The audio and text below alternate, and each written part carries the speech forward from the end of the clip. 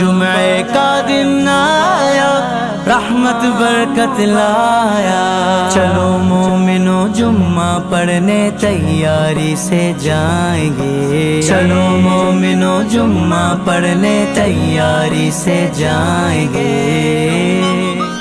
الحمد للہ رب العالمین والصلاة والسلام علی سید الانبیاء والمرسلین وعلی آلہ واصحابہ اجمعین۔ قال اللہ تبارک وتعالی فی القرآن المجید والفرقان الحمید، ان اللہ وملائکتہ یصلون علی النبی یا ایہا الذین آمنوا صلوا علیہ وسلموا تسلیما۔ اللہم صل علی سیدنا و مولانا محمد وعلی آل سیدنا و مولانا محمد وبارک وسلم۔ سبحان ربک رب العزة عما یصفون وسلام علی المرسلین والحمد للہ رب العالمین۔ انشاءاللہ آج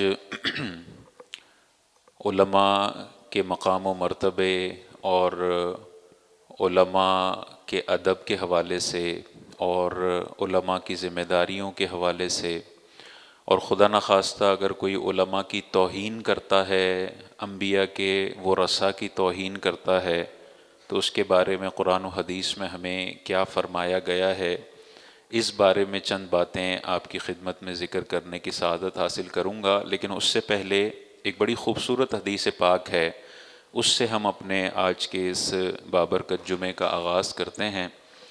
یہ ترمذی شریف کی حدیث ہے۔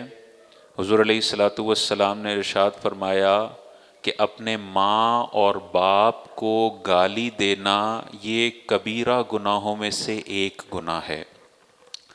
تو صحابی رسول عرض گزار ہوئے کہ یا رسول اللہ صلی اللہ علیہ وسلم، کیا کوئی اپنے ماں باپ کو بھی گالی دے سکتا ہے؟ یعنی صحابہ کے دور میں تو یہ حیران کن بات تھی کہ کوئی اپنی والدہ کو گالی دے، کوئی اپنے باپ کو گالی دے۔ تو صحابی رسول عرض گزار ہوئے یا رسول اللہ، یہ کیسے ہو سکتا ہے کہ کوئی اپنی ماں کو گالی دے یا اپنے باپ کو گالی دے؟ تو تاجدار کائنات نے آگے جو جملے ارشاد فرمائے، بڑے شاندار جملے ہیں۔ حضور علیہ الصلاۃ والسلام نے ارشاد فرمایا، جب تم کسی کے باپ کو گالی دو گے تو جواب میں وہ تمہارے باپ کو گالی دے گا، جب تم کسی کی ماں کو گالی دو گے تو جواب میں وہ تمہاری والدہ کو گالی دے گا۔ تو کسی اور کے ماں باپ کو گالی دینا ایسا ہی ہے جیسے تم اپنے ماں باپ کو گالیاں پڑوا رہے ہو۔ اور آغاز میں حضور علیہ السلام نے ارشاد فرمایا، کبیرہ گناہوں میں سے ایک گناہ یہ ہے کہ انسان اپنے ماں باپ کو گالیاں دے۔ اور دیکھیں، کسی اور کے ماں باپ کو گالیاں دے رہے ہیں تو حضور نے ارشاد فرمایا یہ تم کسی اور کے ماں باپ کو نہیں دے رہے، یہ تم اپنے ماں باپ کو گالیاں دے رہے ہو۔ اور یہ بڑے بڑے گناہوں میں سے سب سے بڑے گناہوں میں اس عمل کا شمار ہوتا ہے۔ اب اگر ہم اپنی سوسائٹی پر نظر دوڑائیں تو یہ والا عمل تو آج ہر پانچواں چھٹا بندہ کر رہا ہوتا ہے، بالخصوص جہاں جہالت بہت زیادہ عام ہے۔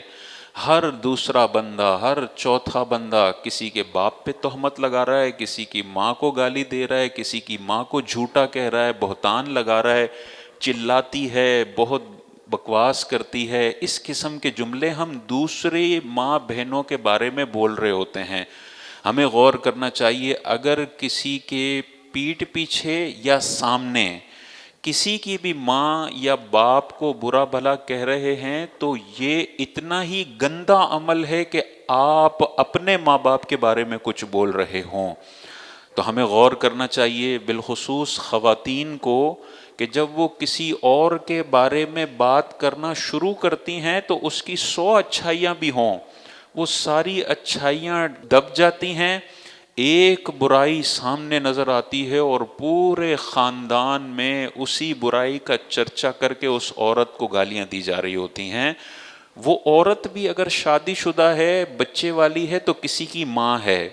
تو اگر یہ کسی اور عورت کو برا بھلا کہہ رہی ہے، یہ سمجھ لے کہ یہ انڈائریکٹلی اپنی ماں کو ہی برا بھلا کہہ رہی ہے۔ اور حضور نے ارشاد فرمایا کہ یہ کبیرہ گناہوں میں سے ایک ہے کسی اور انسان کے بارے میں بات کرنے سے پہلے انسان کو 100 دفعہ سوچنا چاہیے. کسی اور کو کوئی بھی جملہ بول رہے ہیں، پہلے تصور کریں کیا یہی جملہ میں اپنے باپ کے بارے میں پسند کر سکتا ہوں؟ اگر کر سکتے ہیں تو بولیں. جیسے ہم کسی کو کہتے ہیں یہ فراڈیا ہے، ہمیں نہیں پتا ہوتا لیکن ہم کہتے ہیں فراڈیا ہے، وہ تو چور ہے، وہ تو حرام کھانے والا ہے. تصور کریں یہی جملہ کیا میں اپنے ابو کے لیے پسند کر سکتا ہوں؟ تو خون کھول اٹھے گا کہ نہیں، کسی کی جرت ہے میرے باپ کو یہ بولے کہ تم حرام کھاتے ہو؟ تو بھائی تم اگر دوسروں کو بول رہے ہو، حدیث میں آ گیا، تم کسی کی ماں کو برا بلا بول رہے ہو، یہ ایسا ہی ہے جیسے تم نے اپنی والدہ کو برا بلا بولا ہے. ہمیں غور کرنا چاہیے، ان چیزوں سے ہمیں باز آنا چاہیے. اس طرح کے جملے اپنی زبان پر لانا جس سے دوسروں کی دل آزاری ہو، انہیں تکلیف ہو، یہ اپنے ماں باپ کو تکلیف پہنچانے کے مترادف ہے. اب جو دوسرا پہلو ہے وہ بڑا خوفناک ہے اس حدیث پاک میں. صحابی رسول کہہ رہے ہیں یا رسول اللہ، کیا کوئی ماں باپ کو بھی گالی دے سکتا ہے؟ یہ وہ پاکیزہ دور تھا جس میں تصور ہی نہیں تھا کہ بچہ اپنے ماں باپ کو گالی دے گا. لیکن آج ہمارا دور اتنا خوفناک ہو گیا ہے، اتنا خطرناک ہو گیا ہے، ہمارے پاس ریگولر مثالیں آتی ہیں ماؤں کی کہ مائیں رو رہی ہوتی ہیں کہ بیٹا دن میں 10 گالیاں مجھے دے کے جاتا ہے، میں ذرا زور سے بولتی ہوں تو کہتا ہے میری ماں بھونکتی ہے. یہ پریکٹیکل مثالیں ہمیں آج کل نظر آ رہی ہیں کہ جوان بیٹا باپ کے سامنے نگاہیں اٹھا کے سینہ چوڑا کر کے اس سے بدتمیزیاں کر رہا ہوتا ہے، اور بیوی کی غلامی میں اس قدر آگے بڑھ جاتا ہے کہ ماں کو ذلیل کرنا اس کے لیے اتنا آسان ہے جیسے اپنے آفس کے کسی ملازم کو ذلیل کرنا. اور یہ سینکڑوں مثالیں ہم علماء کے پاس آتی ہیں کہ آج کل ماں باپ اپنی خوفناک اولاد سے بہت زیادہ پریشان ہیں کہ وہ بہت زیادہ بدتمیزی کا مظاہرہ کرتے ہیں اور دل آزاریوں کا مظاہرہ کرتے ہیں. انہیں اس حدیث پاک پر غور کرنا چاہیے. حضور نے دوسرے کے ماں باپ کو برا بھلا بولنے کو کبیرہ گناہ فرمایا ہے.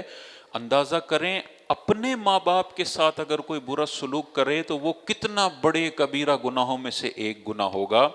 اس حوالے سے ہمیں غور کرنا چاہیے. اور ابھی کچھ ہی دنوں پہلے میرے پاس ایک فون کال آئی، کسی ماں کی فون کال آئی اور بیچاری وہ رو رہی تھی، دھاڑے مار مار کے رو رہی تھی. اور اس کی سٹوری کیا تھی کہ میرے 2 بچے ہیں، میرے شوہر کا انتقال ہو گیا ہے، دونوں بچوں نے مجھے اپنے ساتھ رکھنے سے انکار کر دیا ہے، اور میں ابھی تنہا چھوٹے سے گھر میں رہتی ہوں، میری دوائیوں کا خیال بھی کوئی رکھنے والا نہیں ہے، اور میرے خرچوں کا خیال رکھنے والا بھی کوئی نہیں ہے، اور میری خدمت کرنے والا بھی کوئی نہیں ہے. اور جب ان 2 بچوں سے پوچھا جاتا ہے کہ ماں کو کیوں نہیں رکھتے، تو وہ کہتے ہیں ہماری بیویاں منع کرتی ہیں کہ ماں کو تم نے اس گھر میں نہیں لے کر آنا ہے. دونوں بچے ماں کو گھر میں رکھنے کے لیے تیار نہیں ہیں. ایسی ایک مثال ہمارے سامنے نہیں ہے، ایسی سینکڑوں مثالیں ہیں کہ جو ماں باپ اپنے بچوں کو 30 سال تک پال پوس کے بڑا کرتے ہیں، شادیاں کرواتے ہیں، کاروبار سیٹ کرواتے ہیں، وہی بچے جب بیویوں کے پلو میں چھپتے ہیں تو پھر ان کو ماں باپ ہی برے لگنے لگتے ہیں. ماں باپ کو رکھنے کے لیے تیار نہیں ہے کیونکہ میری بیوی کو پسند نہیں ہے کہ میری ماں گھر میں ہو جائے. ایسے مردوں کو غور کرنا چاہیے.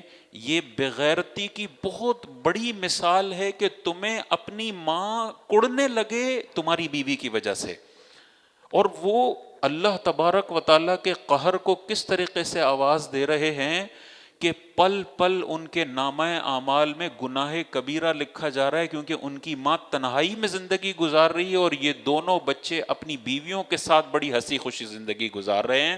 ایسے لوگوں کو غور کرنا چاہیے. اور بیویوں کے چکر میں آ کے اگر ماں باپ سے اس طرح کی بغاوت کوئی کرتا ہے، ماں باپ کو اس طریقے سے تکلیف دیتا ہے، دنیا میں بھی ذلت اس کا مقدر بنے گی اور آخرت میں بھی یہ بندہ ذلیل ہوگا. ایسے لوگوں کے ساتھ ہم نے مکافات عمل ہوتے دیکھا ہے. اس کے اپنے بچے بھی اس کو واچ کر رہے ہوتے ہیں کہ جب امی اکیلی ہو گئی نا اس کی، تو اس نے ٹشو پیپر کی طرح اس کی اپنی امی کو اٹھا کے پھینک دیا، کیونکہ اس کی بیوی بول رہی تھی کہ ماں اب کسی کام کی نہیں ہے۔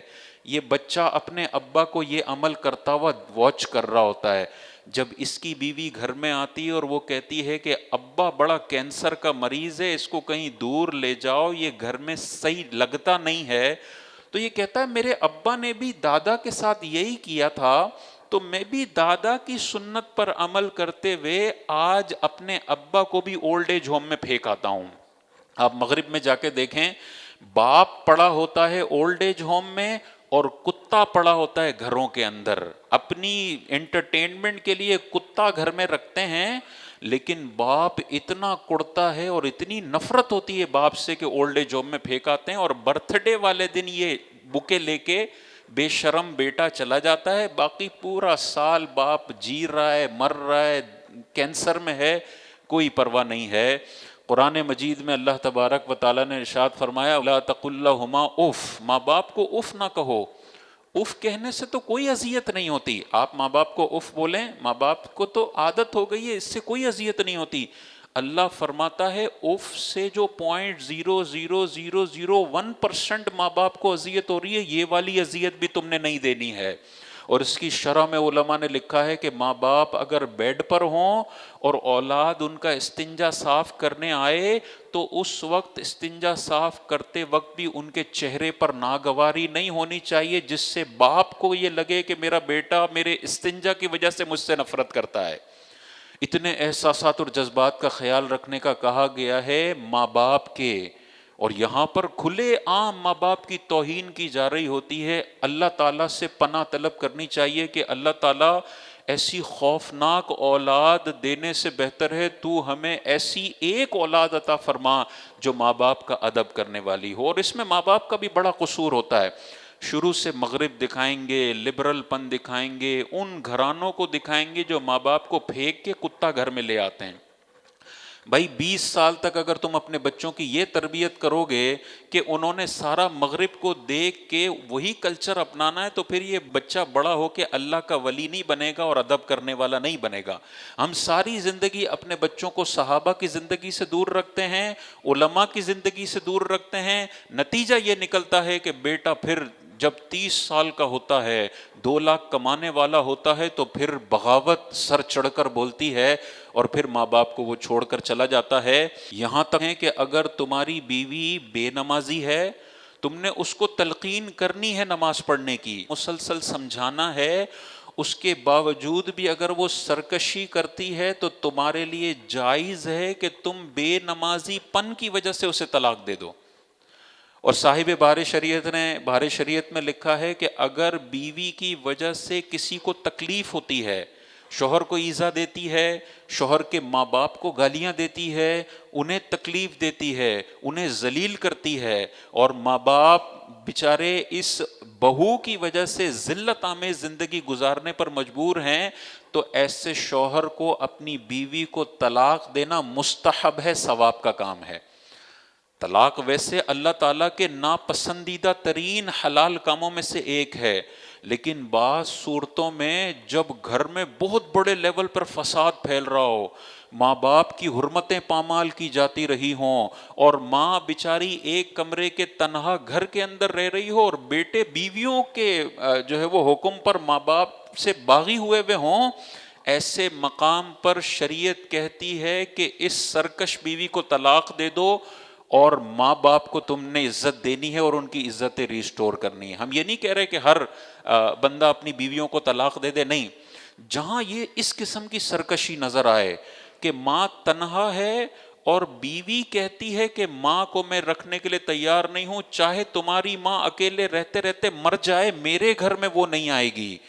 بھائی اگر بندے کو اپنی آخرت سنوارنی ہے، اس بیوی کو سمجھائے، پیار محبت سے سمجھائے، نہیں مانتی ہے، بندے نے کبھی بھی ماں سے بغاوت نہیں کرنی ہے۔ 2 آپشن اگر ہوں، یا ماں کو رکھ لے یا بیوی کو رکھ لے، تو اسے لازمی ہے کہ تنہا ماں کو چھوڑنے کے بجائے اسے گھر میں لائے، اور بیوی کو کہے رہنا ہے تو ماں کے ساتھ رہنا ہوگا، ورنہ اگر تمہیں جانا ہے تو تم چلی جاؤ۔ اس پہ کوئی اس پہ گناہ نہیں آئے گا، کیونکہ بیوی خود اسے مجبور کر رہی ہے ایک حرام کام کرنے پر۔ تو حرام کام میں کسی کی اطاعت انسان نہیں کر سکتا ہے۔ اس حوالے سے غور کرنا چاہیے، اگر اس قسم کی سرکشی کہیں نظر آتی ہے، مستحب ہے کہ ایسی سرکش بیوی کو جو آپ کے ماں باپ کے خلاف آپ کو بھڑکا رہی ہے، اس کو طلاق دے کر رخصت کر دیا جائے۔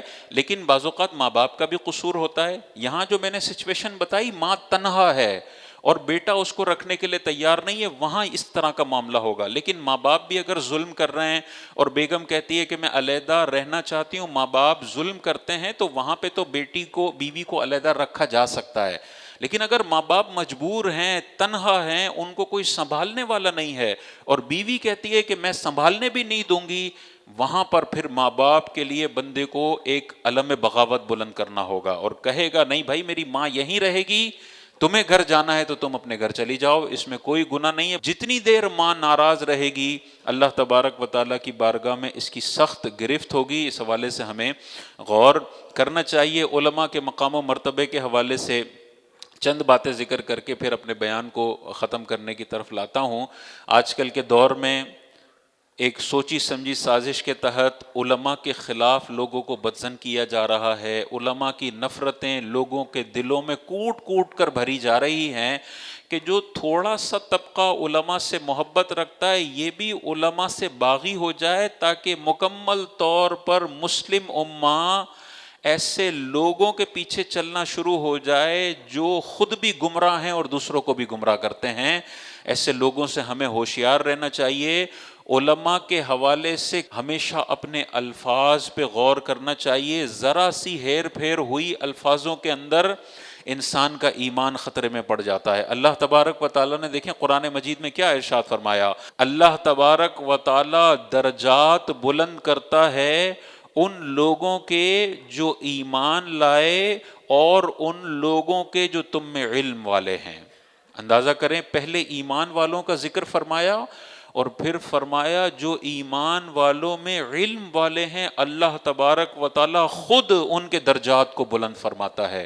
جن کے درجات اللہ بلند فرمائے، اگر ان کے درجات کو کوئی کم کرنے کی کوشش کر رہا ہے، ہم نے اللہ کی آیت کو اپنے ذہن میں رکھنا ہے کہ یہ علماء ہیں، اللہ نے ان کے درجے کو بلند کیا ہے، ہم ان کے درجے میں کوئی کمی کریں گے، ہم قرآن کے مقابلے میں کوئی عمل کرنے والے ہیں۔ اسی طرح دیکھیں اللہ تبارک و تعالیٰ نے قرآن مجید میں ارشاد فرمایا انما یخشی اللہ من عبادہ العلماء۔ واضح طور پر علماء کا لفظ ہے کہ اللہ تبارک و تعالیٰ سے اس کے بندوں میں سے جو ڈرنے والے ہیں وہ علماء ہیں۔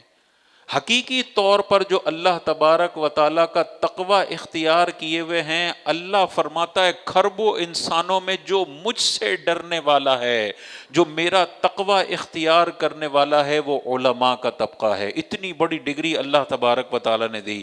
اسی طرح تاجدار کائنات نے دیکھیں کیا ارشاد فرمایا، العلماء ورثۃ الانبیاء۔ جب بندہ مرتا ہے تو اس کا وارث اس کا بیٹا بنتا ہے۔ تاجدار کائنات نے اپنے بعد اپنے ورثہ کون چھوڑے ہیں؟ علماء کو حضور علیہ الصلوۃ والسلام نے انبیاء کا وارث قرار دیا ہے۔ تو ان کے خلاف لب کشائی کرنے سے پہلے بندے کو یہ حدیث ذہن میں ہونی چاہیے کہ اگر کوئی علماء کو گالیاں دے بھی رہا ہے اور مجھے عالم کی کوئی بات سمجھ میں نہیں بھی آ رہی، تب بھی جیسے میں اپنے باپ کو گالی دینے کو حرام اور برا سمجھتا ہوں، کسی عالم کو گالی دینا باپ کو گالی دینے سے 100 گنا زیادہ برا عمل ہے۔ تو علماء کی بارگاہ میں جب بھی گفتگو کرنی پڑے، بڑی ادب کے ساتھ ہمیں گفتگو کرنے کا کہا گیا۔ اسی طرح دیکھیں حضور علیہ الصلوۃ والسلام نے ارشاد فرمایا کہ ایک عالم کی ایک عابد پر فضیلت ایسی ہے جیسی میری فضیلت تم میں سے کسی ادنا پر۔ یعنی تاجدار کائنات ایک طرف ہوں اور ایک طرف ایک امتی ہو۔ حضور علیہ السلام ارشاد فرماتے ہیں ان دونوں کے درمیان جتنا فاصلہ ہے وہی فاصلہ ایک عالم کے اور ایک عابد کے درمیان ہے۔ عابد وہ ہوتا ہے جو پوری رات نوافل پڑھے اور پورا دن روزہ رکھے۔ حضور علیہ السلام ارشاد فرماتے ہیں یہ جو 24 گھنٹے عبادتوں میں گزارتا ہے اور ایک عالم دین ہو، ان دونوں میں اتنا فاصلہ ہے تم تصور بھی نہیں کر سکتے ہو۔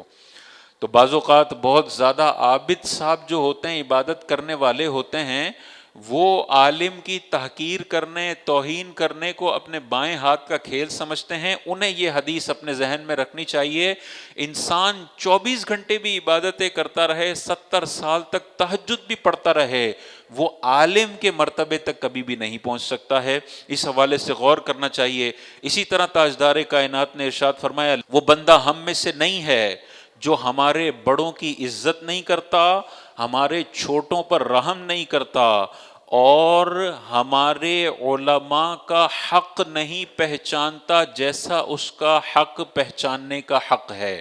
ہمارے علماء کا جو حق نہیں پہچانتا وہ ہم میں سے نہیں ہے۔ یہ تاجدار کائنات نے ارشاد فرمایا، اس حوالے سے غور کرنا چاہیے۔ اور آخری حدیث پاک علماء کے حوالے سے تاجدار کائنات نے ارشاد فرمایا، یا تو تم عالم بنو، یا طالب علم بنو، یا علماء سے محبت کرنے والے بنو، یا علماء کی صحبت میں رہنے والے بنو، اور پانچویں مت بننا ورنہ ہلاک ہو جاؤ گے۔ یعنی یا تو تم نے عالم دین بننا، یہ سب سے بلند کیٹیگری ہے۔ اگر تمہاری قسمت میں عالم بننا نہیں ہے تو تم کم از کم اس حال میں مرو کہ تم طالب علم ہو۔ اگر طالب علم بھی نہیں بن سکتے ہو، اتنی زندگی میں مصروفیت ہے، تو کم از کم علماء سے کنیکٹ رہنے والے بنو، علماء کی صحبت میں رہنے والے بنو۔ اور خدا نہ خواستہ اتنی مصروفیت ہے کہ علماء کی صحبت بھی نہیں ملتی ہے، تو دل میں علماء کے حوالے سے تمہارے محبت کے جذبات ہونے چاہیے۔ اور اگر یہ بھی نہیں ہے تو حضور نے ارشاد فرمایا، پانچویں مت بننا ورنہ ہلاک ہو جاؤ گے۔ یہ پانچواں طبقہ کون ہے؟ جو عالم بھی نہیں ہے، جو طالب علم بھی نہیں ہے، جو علماء کی صحبت میں بھی نہیں بیٹھتا، علماء سے محبت بھی نہیں کرتا۔ وہ کیا کرتا ہے؟ وہ علماء کو گالیاں دیتا ہے، وہ علماء سے نفرت کرتا ہے، وہ علماء سے بغض رکھتا ہے، وہ علماء کی ٹانگیں کھینچنے کے لیے 24 گھنٹے سوشل میڈیا پہ ایڑی چوٹی کا زور لگانے کی کوشش کرتا ہے۔ تاجدار کائنات نے ارشاد فرمایا، جو بندہ یہ پانچواں بندہ بننے کی کوشش کرتا ہے، اللہ تبارک و تعالیٰ اسے ہلاک فرماتا ہے۔ وہ دنیا میں بھی ہلاک ہوگا، ذلیل ہو کر مرے گا، اور آخرت میں بھی ذلیل و رسوا ہوگا۔ اسی لیے علماء کے حوالے سے لب کشائی کرنے سے پہلے 100 دفعہ سوچنا چاہیے۔ بعض اوقات کسی عالم کی کوئی چیز ہمیں سمجھ میں نہیں آتی ہے، ہر کام کی 100 حکمتیں ہوتی ہیں، عالم زیادہ بہتر جانتا ہے۔ اگر تمہیں سمجھ میں نہیں آ رہا، کسی اور عالم سے مشورہ کرو، اسی عالم دین سے مشورہ کرو۔ بعض اوقات وہ ایسی تشفی کر دیتے ہیں کہ ساری بدگمانیاں دور ہو کر رہ جاتی ہیں۔ اس حوالے سے ہمیں غور کرنا چاہیے۔ آخری بات علماء کے حوالے سے، آج کل کا دور بڑا پرفتن ہے، بڑا خطرناک دور ہے۔ آپ کو چاروں طرف نظر آ رہے ہیں لوگ جو اسلام کی تصویر کو مسخ کرنے کی کوشش کر رہے ہیں۔ ایتھیزم عروج پر ہے، آج کل کے دور میں اوریانیت عروج پر ہے، لبرلزم عروج پر ہے، ہم جنس پرستی عروج پر ہے۔ آئے دن ہمارے عقائد پر حملہ کیا جاتا ہے۔ اسلام کی عمارت کو بچانے والے اس طبقے کے اندر صرف علماء ہیں۔ اربوں خربوں انسانوں میں اسلام کی عمارت کو جو کھڑا رکھنے والے ہیں نا، وہ صرف علماء ہیں۔ عالم ہی آپ کو بتائے گا کہ یہ باطل عقائد کا مطلب کیا ہے اور اس کے مقابلے میں صحیح عقائد کیا ہیں۔ آج اگر ہم قادیانی ہونے سے بچے ہوئے ہیں، آج اگر ہم لبرل ہونے سے بچے ہوئے ہیں، آج اگر ہم ایک خدا میں ماننے والے ہیں اور تاجدار کائنات کو آخری نبی ماننے والے ہیں، آج اگر ہم صحابہ کے خلاف ایک گالی بھی برداشت کرنے کے لیے تیار نہیں ہیں، اور آج اگر ہم اپنے بڑوں کا ادب کرنے والے ہیں، یہ سارا علماء کا کریڈٹ ہے کہ انہوں نے آپ کے دلوں میں ڈالا کہ تم نے ایک خدا وحدہ لا شریک کی عبادت کرنی ہے، اور تم نے نبی کریم علیہ الصلوۃ والسلام کو آخری نبی ماننا ہے، اور نبی کریم علیہ الصلوۃ والسلام کے حوالے سے ادنا سا بھی کوئی بے ادبی کا جملہ کہنے والا ہو، اس سے تم نے رشتہ توڑ دینا ہے، اور صحابہ کے حوالے سے کوئی بغض بھر رہا ہو، تم نے اس سے دوری اختیار کرنی ہے۔ اندازہ کریں، یہ علماء کی ٹیم نہ ہوتی، کون ہمیں بتاتا کہ صحابہ کو گالی دینے والا جہنمی؟ یہ علماء نے بتایا، یہ علماء نے ہمیں لبرلزم کو بے نقاب کر کے دیا ہے۔ اگر علماء پیدا ہونا بند ہو جائیں گے تو آہستہ آہستہ آہستہ اسلام انتہا درجے تک کمزور ہوتا چلا جائے گا۔ اور حضور علیہ السلام نے یہ ارشاد فرمایا کہ آخری دور میں علم تیزی سے اٹھا لیا جائے گا۔ اور کیسے اٹھے گا؟ حضور علیہ السلام نے ارشاد فرمایا علماء تیزی سے انتقال کریں گے اور ان علماء کی جگہ لینے والے نئے علماء نہیں ہوں گے، اور لوگ گمراہوں کو اپنا رہنما بنا لیں گے، خود بھی گمراہ ہوں گے اور لوگوں کو بھی گمراہ کریں گے۔ یہ حضور علیہ الصلوۃ والسلام نے قیامت کی نشانیاں بتائی ہیں کہ علماء تیزی سے انتقال کریں گے اور لوگ مزید علماء پیدا نہیں کریں گے۔ نتیجہ یہ نکلے گا کہ بہت بڑا خلا پیدا ہو جائے گا، لوگوں کی رہنمائی کرنے والا کوئی بھی موجود نہیں ہوگا، اور باطل بڑی تیزی سے حملہ کرے گا اور لوگ تیزی سے کافر بھی ہوں گے اور مرتد بھی ہوں گے۔ ہمیں غور کرنا چاہیے، آج کل کے دور کی سب سے بڑی ضرورت یہ ہے کہ آپ علماء پیدا کرنے پر اپنا پیسہ انویسٹ کریں۔ سب سے زیادہ قیمتی یہ ہے، لنگر کے مقابلے میں کروڑ گنا قیمتی یہ ہے کہ آپ نے یونیورسٹیاں بنانی ہیں۔ آپ نے دیگر محافل کے مقابلے میں کروڑ گنا زیادہ قیمتی یہ ہے کہ آپ نے ایسے ادارے قائم کرنے جس میں 8 سال کا لوگ درس نظامی کمپلیٹ کریں اور پھر ممبروں پر جا کر لوگوں کو بتائیں کہ یہ گندے عقائد ہیں اور یہ صاف ستھرے عقائد ہیں، یہ گندے اعمال ہیں اور یہ صاف ستھرے اعمال ہیں۔ اندازہ کریں اگر حدیث پر گرپ رکھنے والے لوگ نہیں ہوں گے تو کون ہے جو ممبر پر آپ کو قرآن و حدیث پڑھ پڑھ کر سنائے گا؟ ہماری آج کل توجہ صرف اس چیز پر ہے، ایک بنگلہ ہے تو 2 بنگلے ہو جائیں، ایک گاڑی ہے تو 2 گاڑی ہو جائے۔ کسی نے یہ سوچا کہ یار بڑے بڑے علماء انتقال کر رہے ہیں اور ان کی جگہ لینے والے ہمیں نظر ہی نہیں آتے۔ مدرسوں میں جا کے آپ حال دیکھیں، اگر آج سے 10 سال پہلے وہاں سے 2000 علماء فارغ ہوتے تھے، آج وہاں سے 300 علماء فارغ ہو رہے ہیں، اور وہ بھی بہت زیادہ طاقتور علماء نہیں ہیں، بہت زیادہ اچھا پڑھنے والے علماء نہیں ہیں۔ وجہ کیا ہے؟ وجہ یہ ہے کہ وہ فائنانشلی اتنے ویک ہیں کہ اپنے گھر کا راشن نہیں چلا پا رہے ہیں۔ میں ایسے لوگوں کو جانتا ہوں، 4 سال درس نظامی کیا، ابھی صرف 4 سال باقی تھے اور عالم کورس اس نے چھوڑ دیا۔ وجہ کیا بنی کہ مفتی صاحب میرا گھر اتنا دور ہے، صرف آنے جانے میں 15,000 کا پیٹرول جل جاتا ہے، میری تنخواہ 25,000 ہے، میں افورڈ ہی نہیں کر سکتا عالم بننا۔ اندازہ کریں یہ بندہ اگر 8 سال کا درس نظامی کر لیتا، آپ کو ایک رہنما ملتا جو لاکھوں لوگوں کی ہدایت کا سبب بن سکتا تھا۔ کیوں نہیں کیا اس نے؟ فائنانشل کرائسس کی وجہ سے۔ لیکن ہمیں نظر آتا ہے بھائی یہاں پہ 1000 دیگیں کا کھانا ہوا ہے، یہاں پر فلانا ہوا ہے، یہاں پر ڈمکانا ہوا ہے۔ بھائی جب کینسر لگا ہوتا ہے نا تو آپ نزلہ زکام کا علاج نہیں کرتے۔ اس وقت ہمیں علماء کی پیداوار پر پیسہ خرچ کرنا ہے، اور یہ سب سے بڑا ثواب جاریہ ہے۔ اندازہ کریں آپ اگر کسی عالم کی مدد کر دیتے ہیں، کسی طالب علم کے فائنانشل کرائسس کو دور کر دیتے ہیں اور یہ ذہین بچہ عالم بن جاتا ہے، آپ مر جائیں گے، اس کے علم دین کا خزانہ آپ کی قبر میں آپ تک پہنچایا جا رہا ہوگا۔ آپ حیران ہو جائیں گے کہ یار دنیا میں میں نے اتنے خرچے کیے، آج مجھے کسی کا گلدستہ نہیں پہنچ رہا۔ میں نے ایک عالم کو فری کتابیں دلوائی تھیں، میں نے ایک عالم دین جو طالب علم تھا مدرسے جاتا تھا اس کو مہینے کا پیٹرول پہ فائنانس کیا تھا، آج وہ مسجدوں میں بیان کر رہا ہے اور مجھے کروڑ کروڑ گنا نیکیوں کا اجر مل رہا ہے۔ اتنا بڑا ثواب جاریہ ہے۔ خدا را بینکوں میں کروڑوں روپے رکھ کے مرنا نہیں ہے۔ ہم نے آج نیت کرنی ہے بڑے بڑے دارالعلوموں میں جائیں۔ بڑے بڑے دارالعلوم آپ کو نظر آئیں گے، بجلی کا بل نہ دینے کی وجہ سے ہمارے کتنے مدارس بند ہونے کے قریب پہنچ چکے ہیں، بند ہونے کے قریب، اور وہیں پر قریب میں 100 دیگوں کا لنگر بھی ہوتا ہے۔ یار خدا کا خوف کرنا چاہیے۔ تم ایک یونیورسٹی بنا سکتے ہو، ایک اچھا ادارہ رینٹل لے سکتے ہو جس سے علماء پیدا ہو سکتے ہیں۔ ہمیں اس حوالے سے غور کرنا چاہیے۔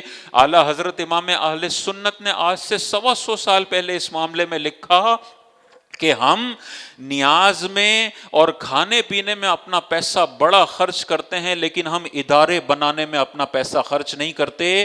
دنیا کو پتا ہے جہاں ادارے زندہ ہوتے ہیں وہ ملک زندہ ہوتے ہیں۔ دیکھیں نا، جرمنی تباہ و برباد ہو گیا ورلڈ وار کے بعد، جاپان تباہ و برباد ہو گیا، امریکہ نے ایٹم بم مار دیا تھا، لیکن ان کی یونیورسٹیاں زندہ تھیں، ان کے تعلیمی ادارے زندہ تھے۔ آج وہ پھر سے اپنے پیروں پہ کھڑے ہو گئے اور دنیا ان کو اپنا لیڈر مانتی ہے۔ انہوں نے دنیا میں ترقی کی اپنی یونیورسٹیز کی بنیاد پر۔ ہم نے مذہب اسلام میں ترقی کرنی ہے مدارس بنا کر، اور جو یا تو اپنے بچے کو عالم بنائیں، ہر گھر سے ایک عالم ہونا چاہیے۔ یاد رکھیے، آپ چارٹرڈ اکاؤنٹنٹ بچے کو بناتے ہیں، آپ کوئی اور ڈگری بچے کو دیتے ہیں، اس ڈگری کا فائدہ آپ کو تب تک ہے جب تک ملک الموت نہیں آ جاتا۔ جس دن ملک الموت آیا، بچے کی انجینئر، سائنس، ڈاکٹریٹ کی ڈگریاں سب ختم ہو گئیں، اب کچھ فائدے مند چیز نہیں ہے۔ لیکن اگر بچے کو عالم بنا دیا نا، دنیا میں بھی لوگ آپ کی عزت کریں گے، اور مرنے کے بعد بھی اس کے علم کا خزانہ آپ تک پہنچتا رہے گا۔ تو یار، اگر کسی کے 4 بیٹے ہیں، 3 کو آپ بنائیں دنیاوی طالب علم، لیکن ایک بیٹے کو علم دین کے لیے وقف کر دیں، یا علم دین کے لیے مکمل وقف نہیں کرنا تو بہترین آئی ٹی بھی اس کو پڑھائیں اور بہترین عالم بھی اس کو بنائیں۔ آئی ٹی پڑھ کے یہ دنیا کی اچھا رزق کما لے گا، اور دین پڑھ کے یہ لوگوں کی ہدایت کا سامان کرے گا، تو آپ کا سر فخر سے بلند ہو جائے گا کہ میرے بیٹے نے دنیا میں بھی اچھا مقام کمایا اور یہ لاکھوں لوگوں کی ہدایت کا سبب بھی بن رہا ہے، تو میرے لیے دنیا میں بھی عزتیں ہیں اور آخرت میں بھی عزتیں ہیں۔ اس حوالے سے غور کرنا چاہیے۔ حضور علیہ الصلوۃ والسلام نے ارشاد فرمایا، جب انسان فوت ہو جاتا ہے اس کے سارے عمل رک جاتے ہیں، نیکیوں کا کاؤنٹر بند ہو جاتا ہے جب بندہ مرتا ہے۔ حضور علیہ السلام نے ارشاد فرمایا، 3 اعمال ایسے ہیں جو اس کے مرنے کے بعد بھی جاری رہتے ہیں۔ پہلا ارشاد فرمایا، صدقہ جاریہ۔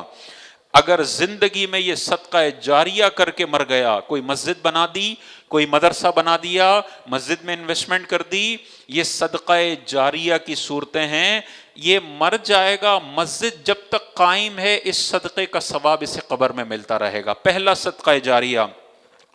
دوسرا، تاجدار کائنات نے ارشاد فرمایا، ایسا علم جس سے فائدہ اٹھایا جائے۔ اگر وہ دنیا میں ایسا علم چھوڑ کر مرتا ہے جس سے فائدہ اٹھایا جائے، تو اس کے مرنے کے بعد بھی اس کو اس کا اجر ملتا رہے گا۔ آپ اپنی اولاد کو عالم بنا کر مر جاتے ہیں تو یہ علم کا فائدہ دنیا تک پہنچتا رہے گا، اور آپ کا نیکیوں کا کاؤنٹر بھی جاری و ساری ہوگا۔ اور تیسرا، حضور علیہ السلام نے ارشاد فرمایا، نیک بیٹا جو چھوڑ کر مرتا ہے، یہ نیک بیٹا جب اس کے لیے دعا کرتا ہے تو اس کا اجر بھی بندے کو قبر میں دیا جاتا ہے۔ اب ہمیں غور کرنا ہے، حضور نے ارشاد فرمایا مرتے ہی نیکیاں بند ہو جائیں گی، یہ 3 طریقوں سے نہیں ہوں گی۔ ہم نے یہ تینوں اختیار کر کے جانی ہے۔ ہم نے کچھ پیسہ مسجدوں میں انویسٹ کرنا ہے، مسجدیں ہمیشہ قائم رہتی ہیں اللہ کے فضل و کرم سے۔ اسی طرح ہم نے کسی مدرسے کی تعمیر میں کچھ پیسہ انویسٹ کرنا ہے، مدرسے اللہ کے فضل و کرم سے ہمیشہ قائم رہتے ہیں۔ خاص طور پر وہ مدرسوں میں انویسٹ کرنا ہے جہاں عالم بنایا جا رہا ہو، 8 سال کا 6 سال کا درس نظامی ہو، وہاں انویسٹ کرنا ہے۔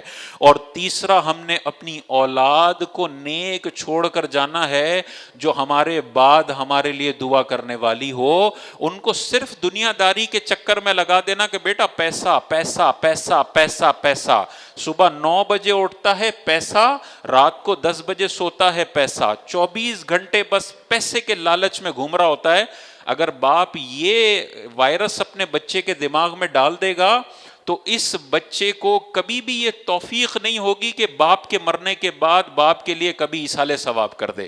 ہمیں نظر آتے ہیں نا ایسے لوگ، ابا جی نے اتنے بڑے بڑے امپائر دے کے مرے تھے، اور اس بچے کو اب 6 مہینے ہو گئے، 6 سال ہو گئے، قبر پر آنے کی توفیق نہیں ہوئی ہے۔ اور اس کے مقابلے میں ایک عالم بچہ ابا جی چھوڑ کر مرے تھے، ہر جمعے اپنے باپ کی قبر پر آتا ہے۔ کیا کمال کیا تم نے اپنے بچے کو دین سے دور رکھ کے کہ مرنے کے بعد وہ 1 ٹکے کا فائدہ تمہیں نہیں پہنچا رہا، اس کے مقابلے میں تم علم دین کا پہاڑ چھوڑ کر جاتے، وہ قبر پر نہ بھی آتا۔ امام رازی نے یہ واقعہ لکھا ہے کہ ایک مرد کا انتقال ہوا، اس کی بیوی اس وقت حاملہ تھی، اسے قبر میں عذاب ہو رہا تھا اس مرد کو. جب یہ بچہ پیدا ہوا، بڑا ہوا، پہلی دفعہ مدرسے جا کر بسم اللہ کہا تو اللہ تبارک و تعالیٰ ارشاد فرماتا ہے کہ مجھے حیا آئی کہ میرے بندے کا بچہ بسم اللہ پڑھ رہا ہے اور میں اس کے باپ کو عذاب دوں. اندازہ کریں، باپ گناہگار مرا ہے، لیکن بیٹا جو اس کی زندگی میں پیدا بھی نہیں ہوا تھا، ابھی قبر میں وہ موجود ہے، اور بچے نے پہلی دفعہ بسم اللہ پڑھا، اللہ تعالیٰ نے اس کے گناہوں کی بخشش و مغفرت فرما دی. اندازہ کریں ہم اگر اپنے بچوں کو ایسا چھوڑ کے مر جائیں کہ وہ عالم دین ہو، یہ بہترین انویسٹمنٹ ہے. اللہ کے نبی ارشاد فرماتے ہیں میدان محشر میں اللہ تبارک و تعالیٰ شہیدوں سے فرمائے گا جنت میں جاؤ، اور علماء سے فرمائے گا رکو اور لوگوں کی شفاعت کرو. میدان محشر میں علماء کا یہ پروٹوکول ہوگا جس کے لیے عالم صاحب بول دیں گے یار یہ بندہ میرے سے بڑی محبت کرتا تھا، اللہ تعالیٰ اس کے لیے جنت کا پروانہ جاری فرما دے. یہ علماء سفارش کریں گے اور اللہ تبارک و تعالیٰ ان سفارشوں کو قبول فرمائے گا. تو اتنی بڑی ڈگری دیکھیں، دنیا میں اور بہت بڑی بڑی ڈگریاں ہیں، چارٹرڈ اکاؤنٹنسی ہے، ڈاکٹریٹ ہے، پی ایچ ڈی ہے، فلانا. تو ڈاکٹر بھی بنائیں اپنے بچے کو اور عالم بھی بنائیں. نہیں بنا سکتے، کم از کم ایسے اداروں کو سپورٹ ضرور کریں جو علماء پیدا کر رہے ہیں. اگر ہم نہیں کریں گے آہستہ آہستہ یہ ادارے ختم ہوں گے اور ہمارے اپنے بچوں کا ایمان خطرے میں پڑ جائے گا. بہت سارے لوگوں کو میں پرسنلی جانتا ہوں، آج سے 10 سال پہلے صحابہ کا ادب کرنے والے تھے، آج صحابہ کو گالیاں دے رہے ہوتے ہیں. کیا وجہ بنی؟ کیوں گالیاں دینے کے لیے یہ مجبور ہو گیا؟ یہ مجبور اس لیے ہوا کہ ابا نے اس بچے کو علماء سے دور رکھا، اور سوشل میڈیا پہ یہ ہر دوسرا کلپ دیکھتا ہے جس میں بتایا جاتا ہے کہ فلاں صحابی کو گالی دے، فلاں صحابی کو گالی دے.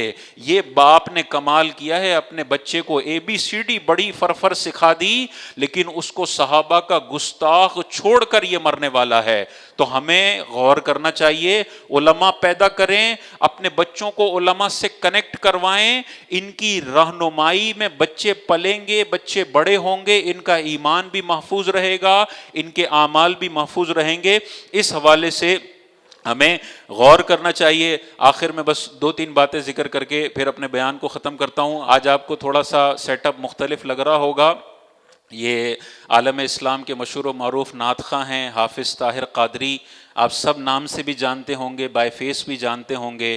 ان کا ادارہ ہے اسلامک ڈیجیٹل اسٹوڈیو، فیس بک پہ بھی ہے، یوٹیوب پہ بھی ہے. ملینز کے ان کے ویوز آتے ہیں، اور وہ یہی کام کر رہے ہیں کہ علماء کو ایک اچھا پلیٹ فارم دیتے ہیں سوشل میڈیا پر، اور ان کا پیغام کروڑوں لوگوں تک پہنچانے کا سبب یہ ادارہ بنتا ہے اسلامک ڈیجیٹل اسٹوڈیو.